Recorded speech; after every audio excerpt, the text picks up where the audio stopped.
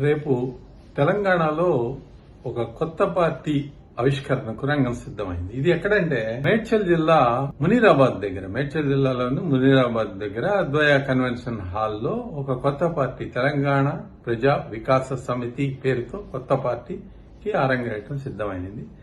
దీనికి అన్ని విధాల రాజు వెడల రవి తేజముల గాని ఆ స్థాయిలో ఉన్న వ్యక్తి ఈ రాజకీయ పార్టీ పెట్టబోతున్నారు. ఆమె ఎవరో కాదు, మనకి 10 సంవత్సరాల పాటు తెలంగాణను పరిపాలించిన కల్వకుంట్ల చంద్రశేఖరరావు గారి కుమార్తె కల్వకుంట్ల కవిత గారు. అంటే ఆమె సుపరిచితురాలు తెలంగాణ రాజకీయాలకు గాని తెలుగు ప్రజలకు గాని.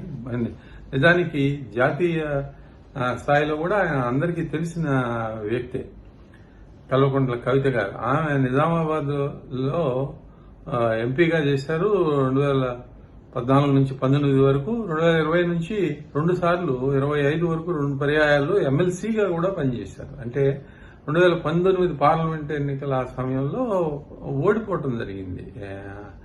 మరి అందువలన ఓడిపోయిన తర్వాత ఎమ్మెల్సీ కూడా అధికారంలో ఉన్నారు కాబట్టి ఎమ్మెల్సీ ఇచ్చారు. ఇక తనకి సుదీర్ఘమైన రాజకీయ అనుభవం ఉందనే చెప్పాలి. సుదీర్ఘమైన దాదాపు 10 సంవత్సరాల పాటు ఆమె చేశారు. అంతకు ముందు కూడా ఉద్యమంలో పనిచేశారు. తెలంగాణ జాగృతి అనే సంస్థను స్థాపించి బతుకమ్మ పండుగలు అవి అన్ని కూడా తెలంగాణ జాగృతి తరఫున దేశ విదేశాల్లో భారతీయ రాష్ట్ర సమితి కానీ, ఇప్పుడున్న భారతీయ రాష్ట్ర సమితి కానీ, గతంలో ఉన్న తెరాస కానీ మరి ప్రాబల్యం సాధించుకున్నాయి అని అంటే అది కల్వకుంట్ల కవిత గారు తెలంగాణ జాగృతి కార్యక్రమాల వల్లనే ఆ పేరు వచ్చిందనేది అది అందరికీ తెలిసిన విషయమే.